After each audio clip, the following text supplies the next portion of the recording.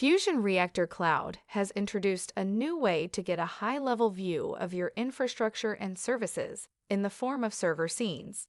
Server scenes are accessible by clicking the Explore tab along the top of the navigation bar and then clicking the Servers button.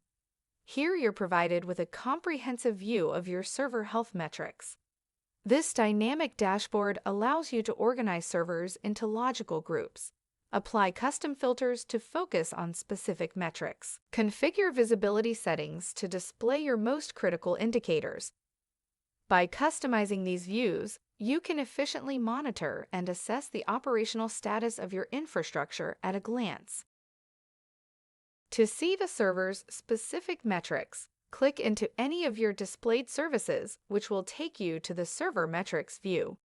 Here you'll find a detailed breakdown of server-specific metrics, including CPU, heap usage, request throughput, and much more. This valuable data is displayed in handy, easy-to-read graphs. Zoom into the data by clicking the expand icon at the top right of any graph. Customize the time frame and turn on auto-refresh to keep yourself up to date with the health of your servers.